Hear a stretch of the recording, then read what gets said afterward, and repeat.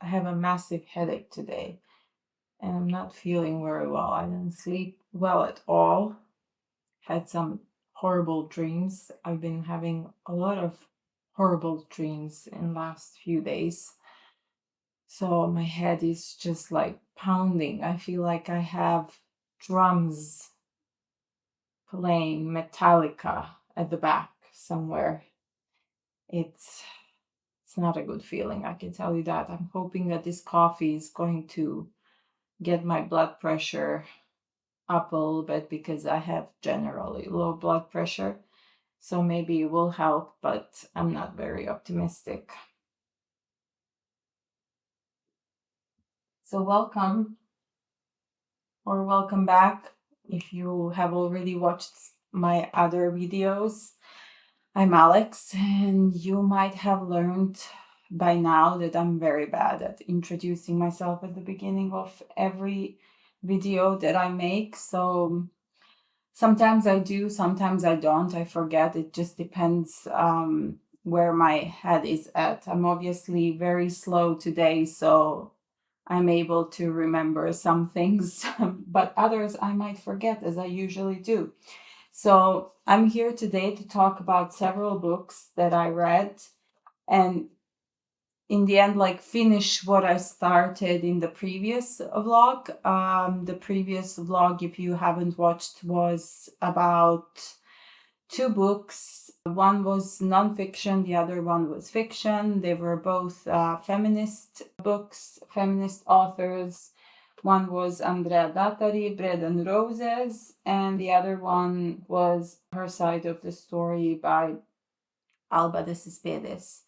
So I finally finished. I'll start first with this book and then I will move on to the others. I finally finished this novel yesterday and I actually didn't pick it up for like 2 weeks. I took a break and I felt like it was a really good decision overall in order to give me some kind of distance between the first part of the book and the second part of the book, because they're quite different. In essence, it's about two periods of the life of the main character, Alessandra. And the first part, if you have seen the other video, talks about mainly about her childhood and late teen years. And the second part is about her life as a young adult. So in the second part begins with her return to Rome, and she begins to take care of her father, and their relationship and the dynamic between them changes, especially the power relations are shifted when her father starts losing his eyesight and he becomes completely dependent on Alessandra. Technically, the decision her grandmother supported for her to go back to Rome was based on the sole fact that the woman who used to work in their house as a domestic help decided to return back to her hometown, and her father essentially would be left without anyone who would be cooking and cleaning for him. And that was the main reason her grandmother approved of her return to Rome. And that's basically what happens. Alessandra becomes like his maid. In some ways, he's caretaker as well, because his health was getting worse. By the time she gets married, he has lost his sight completely, so he has to have someone to take care of him. At the same time, I feel like this aspect of the novel where Alba de Cespedes is exploring this idea of a parent who was negligent and abusive and in some way responsible for the way her mother had decided to end her life because she didn't see any other way to get away from him. We see now that he's in this very vulnerable position where he needs to be taken care of, not because he demands it, but because he essentially needs it because he has a disability. So the question that I felt was sort of pulled through this narrative is how does a child who has suffered so much because of the abuse of a parent come to terms with taking care of that parent who has affected their life in rather negative ways. And we see Alessandra sort of become abusive towards her father in the sense that she feels like that she has a right to kind of avenge, or not avenge, but somehow like harm him emotionally the way he has harmed her and her mother. And I thought that was quite interesting exploration because she becomes very, very cruel. She sort of allows herself to fall into this trap of vengeful behavior, and she kind of justifies it to herself. And this is what I like about how Alba writes about Alessandra, or that is, Alessandra is telling the story in her voice. She is basically telling us that this character is not perfect. She has her own flaws and she has her struggles as well, and how difficult it is to resist falling into the same patterns of violence that you have been subjected to as a child. I found it quite interesting. And then when she gets married, she meets this man who is assistant professor at the university. His name is Francesco, and she falls in love with him.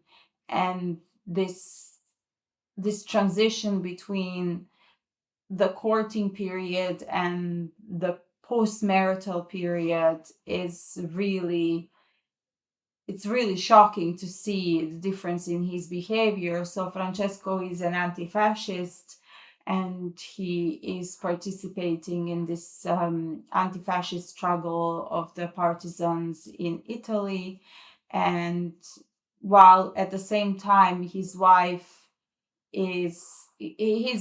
I can completely claim that he's a very a sexist man, and he has internalized a lot of misogyny that he perpetuates and that he actually practices on a daily basis in his communication with his wife. And it's very, very difficult to read that because you see Alessandra, who sort of romanticizes this kind of relationship between her husband and her, while trying to come to terms whether he's going to be able to sort of fulfill the promises that he made to her before they got married. She feels that he has tricked her because everything that she has demanded, everything that she expressed to him as pardon, my nose is itchy. Everything that she expressed to him as being important to her, what she would like to see in a marriage with him, he has promised to deliver, but we see after they get married that he has failed to fulfill this promise. And she's aware of this, but she kind of still really hopes that he's going to change his mind or be able to understand where she's coming from. And one important part that comes when the war is really fueling in Italy, and there is this moment where he has to go into hiding, and then at one point he gets arrested.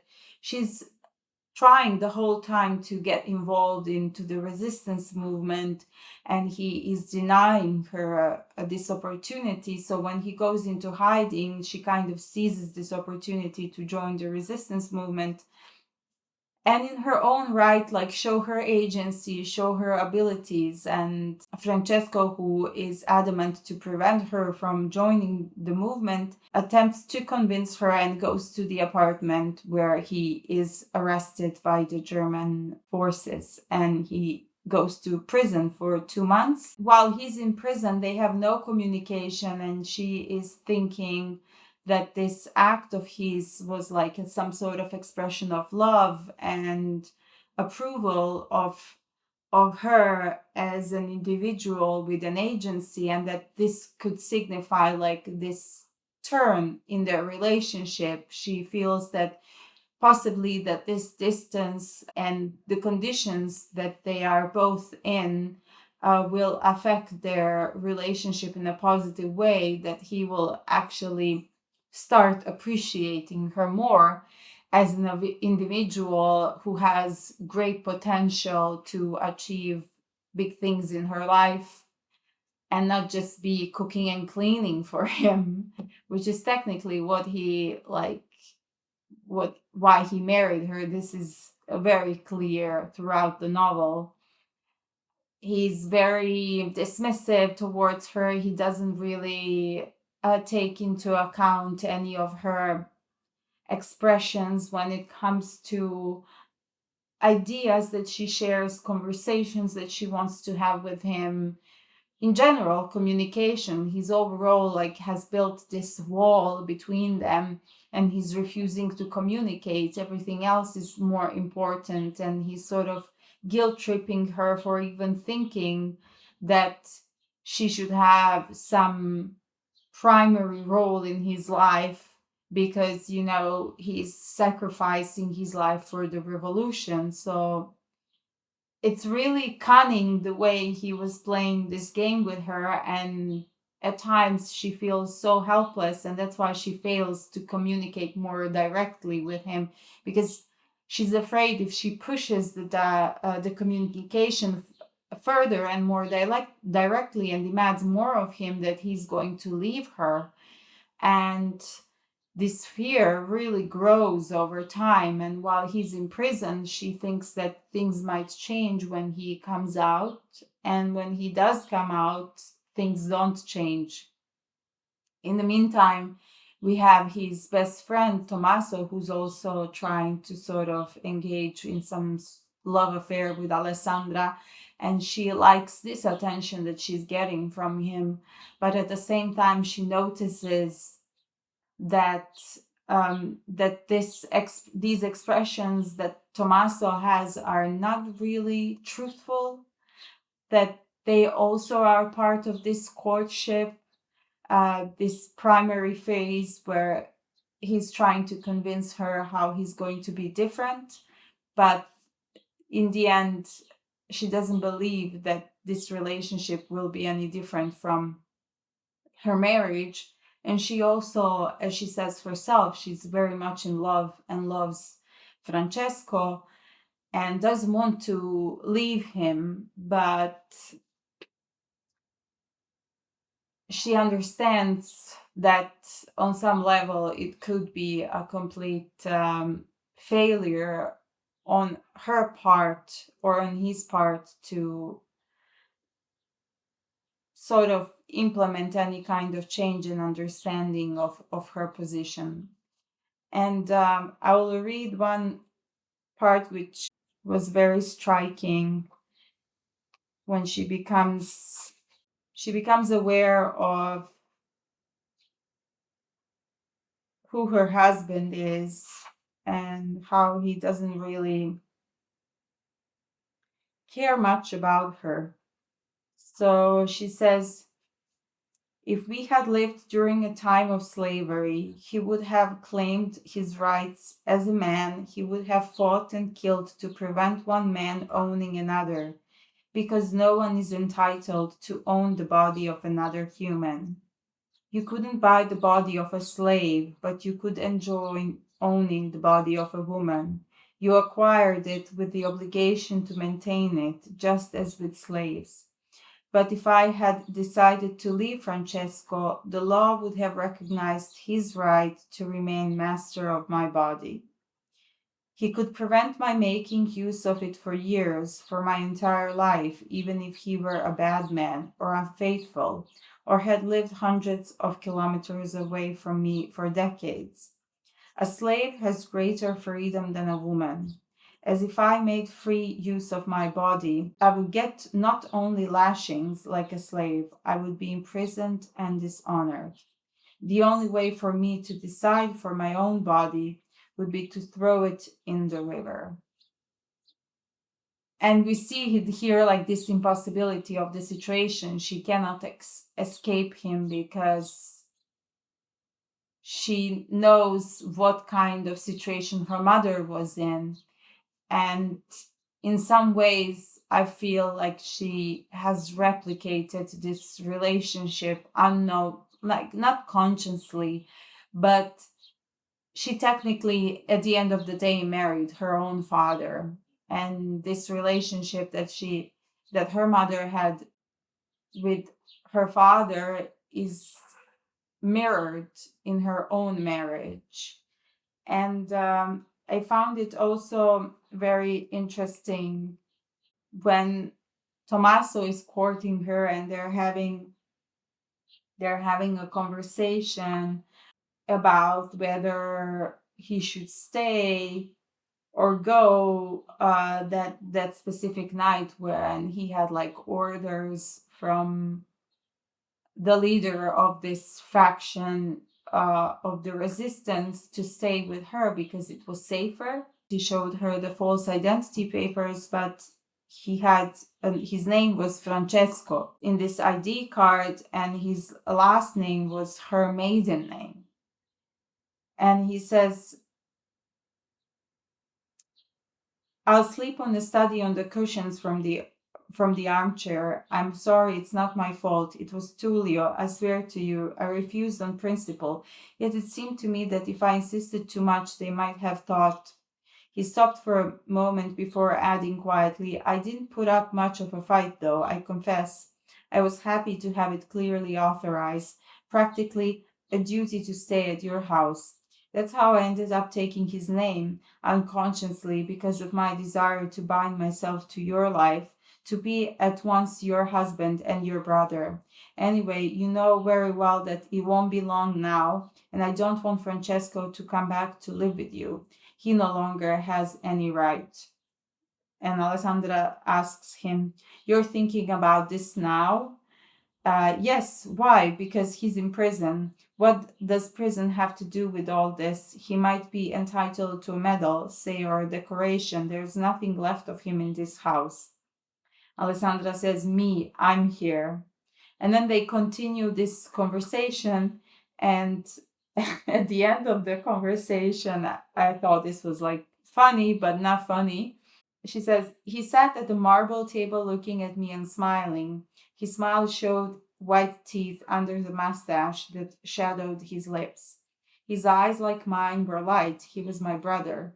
They'll come, I thought. Surely they'll come and take him away. Alessandra, he said cheerfully, I'm hungry. And this is pulled out throughout the book, that every single person that comes into their home, they're treating her like she's a maid. The comrades that come, this a man who is the best friend of her husband, who's courting her and who is desperately trying to convince her to leave her husband and go with him, they all treating her like she's their personal cook. And nobody is actually thinking whether, she has anything else to offer. And I thought that was like that's so tragic. And in the short biography of Alba de Cespedes here. She worked as a journalist throughout the 1930s while also taking an active part in the Italian partisan struggle, and was twice jailed for her anti-fascist activities. So obviously she has taken part in this anti-fascist struggle in Italy, and she was part of these groups. So I assume that she had this kind of experience as a woman who was constantly treated like she's an idiot. And that's what they're doing to Alessandra. I mean, they're treating her like she's a child, like she's an infant, and she says that frequently. And towards the end of the book, there are these like 50 pages where this anxiety and this dissatisfaction that she feels grows more and more. She's going between reality and dreams that she's having, nightmares that she's having, and she's unable to tell apart between the reality and a dream.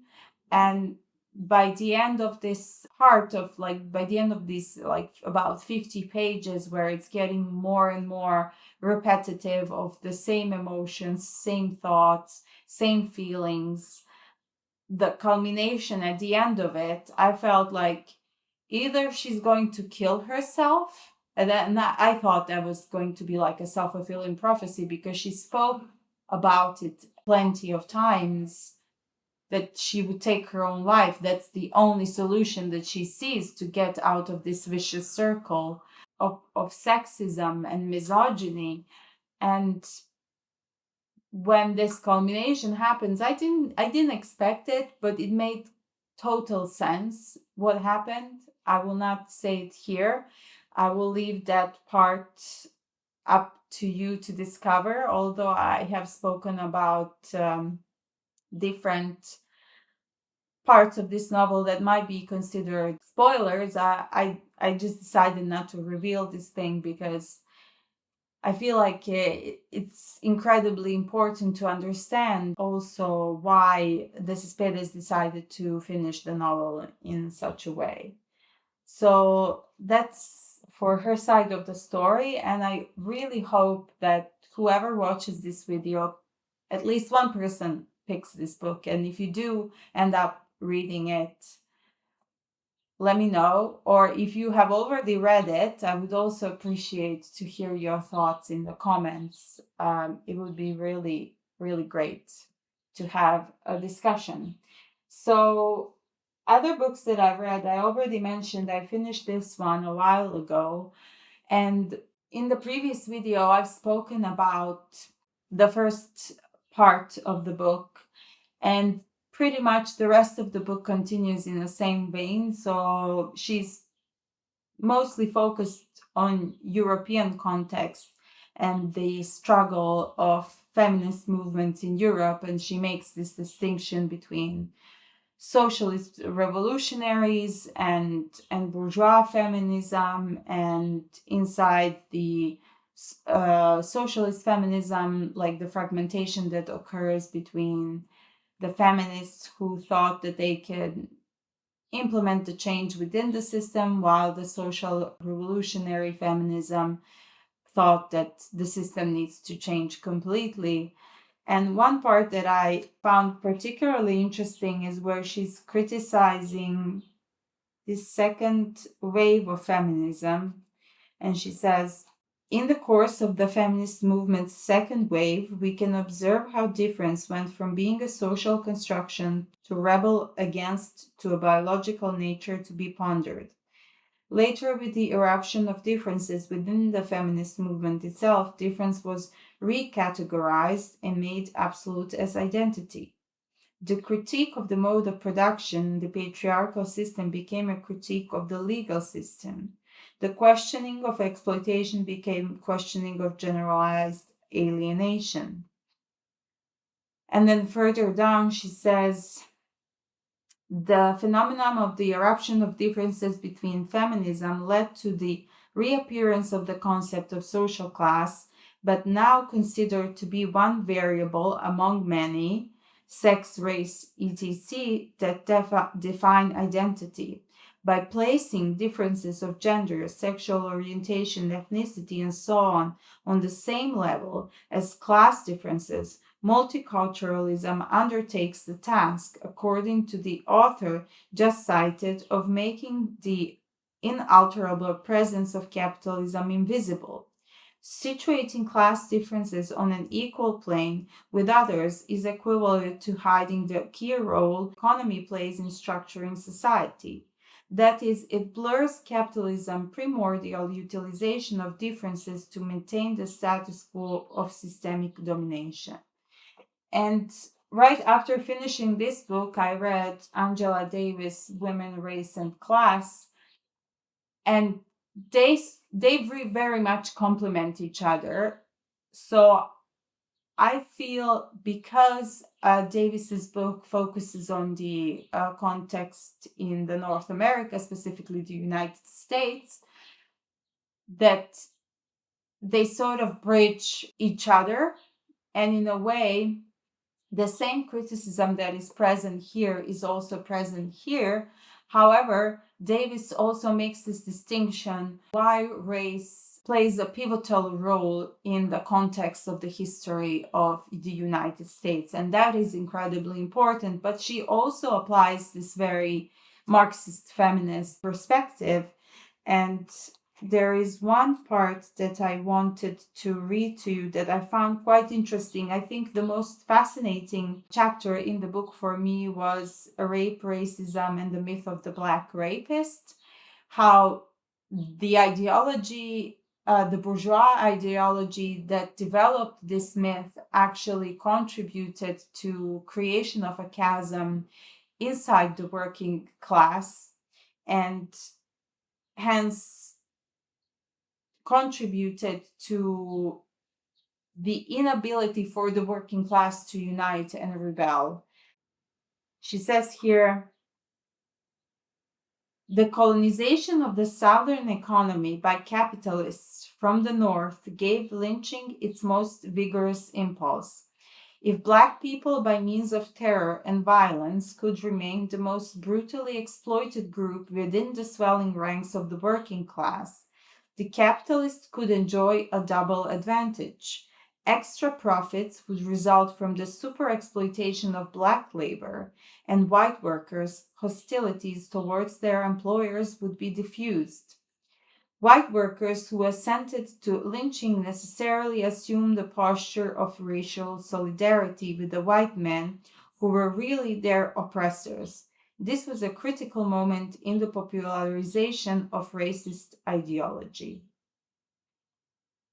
I thought it was really brilliant, and I highly recommend, if you are able to read them one after the other or simultaneously, it would give you a fresh perspective on Marxist feminism and how actually the European context is much different than the American, and there needs to be some kind of distinction made, but at the same time, what was going on in the Americas, especially in the Caribbean with slavery, how that was also affecting the struggles of the working class in 19th century Europe. And then I read another book, which is not a feminist read, but it's incredibly important, and I feel like all of this combination that I made, all of these three books, they go very well together. And all of these three books that I've been reading, they're actually part for this essay that I'm writing on resistance, more particularly everyday resistance, which is more difficult to identify and kind of pinpoint because it's invisible and hasn't been recognized, and it's very difficult to define as well, because different authors draw from different theoretical approaches and different methodologies when researching everyday resistance. So Frantz Fanon, A Dying Colonialism, is a book that is talking about the Algerian Revolution, and his main thesis throughout the book is what kind of emancipatory role did the revolution have on the Algerian society? And the aspect that I'm interested in is women and their role in the Algerian Revolution against the French colonialism. And I found it very, very interesting because he gradually shows this transformation that the society goes through in a very short period of time, and how women are slowly first allowed under certain conditions to participate in certain parts of the revolution, and then slowly this becomes expanded to their complete inclusion into the revolutionary. And hold on, let me see if I can find that part, because I haven't really. I found it very interesting how he describes this. I'm not even sure what word should I use to describe this phenomenon within the oppressive regime of the colonization. Is he basically talks about this practice of unveiling Algerian women to show how colonization is bringing emancipation for the women. So I read about this long time ago in some articles. They would have these public unveilings of Algerian women to show how they are rescuing them from the oppression that they experience at the hands of Algerian men. And a lot of the times these women were women who actually never wore a veil, and they were forced to perform this act. They were forced to wear it in order to perform this act of unveiling for the public. And in this aspect, Fanon talks about how Algerian women are put in this position, which is very contradictory. It's an oxymoron that exists in the colonial ideological context, where women, Algerian women, they're considered to be oppressed if they are veiled. But those Algerian women who choose to unveil and adopt more sort of like a Western clothing style, they're considered to be flaunting their sexuality. So, in a sense, whatever they did, they would be deemed in some way backward and savage-like. And I found that his observations were very, very on point when it comes to this oxymoron of that the colonizer is perpetuating. But I'm trying to find still this part. However, I'm failing to.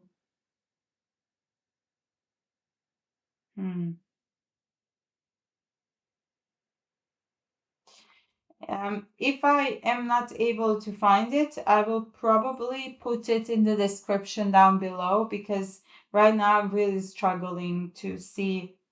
I'm not able to find it. Anyway, I will try to look for it later, and we'll put this quote in the description. I think that's about it. I recommend Fanon. I read his book Wretched of the Earth several years ago, and I gave it away as a gift to a friend. And right now in September, there is going to be a reading group organized by some students. I forgot what their organization is called, but I can dig it up and put it also in the description. I have signed up for the reading. They have, I think it starts sometime end of September, and they will be reading Wretched of the Earth, and they're reading it chapter by chapter, and there's going to be some space between, like a time space between reading of these chapters. I can put that also in the description down below if you would like to join. And like I said, I read it a few years ago, but I would like to read it again, and I think it will be beneficial if I read it and discuss it within this reading group. It's going to be interesting nevertheless, because I'm sure that there's going to be students from different parts of the world, from different universities, with different experiences and different understanding of the text, and possibly it could lead to a fruitful discussion on his work. So these are the 4 books that I read so far. I'll put it up like this for you. Whoops. So you can zoom it in. And I will post this pretty soon. I won't be doing it today. Today's, by the way, Saturday, 3rd of August. So I will be posting this clip maybe on Monday, possibly. I'll edit it and post it on Monday, as I'm going tomorrow to a farm to do some farm work. And I'm looking forward to that. It's always good to be in nature. So thank you for watching, and I hope you come back again to watch my forthcoming videos. I still have to read 2 more books that I had for this Italian feminist author vlog that I intended to do. I didn't know how it was going to go, in the sense whether it's just going to be one vlog, one book, but as you can see, I've kind of pivoted and adjusted it to what I was doing, what I was reading outside of the fiction part for the vlog. And also I will be finishing that, I guess, in the next weeks, and then I will upload in the meantime maybe some other things. And I would like to hear whether you prefer for me to tell you what I will be reading next, so you can know in advance and maybe join, or whether you would like me to not announce it and then just make a vlog about it and you can be surprised. So if anybody has any preferences, it would be good for you to let me know in the comments. And if you have read any of the books, it would be also great to hear from those of you who have read it. If you have any questions regarding anything else about the books, I would be willing to answer in the comments as much as I can, to the best of my abilities. And yeah, see you in the next vlog. Bye.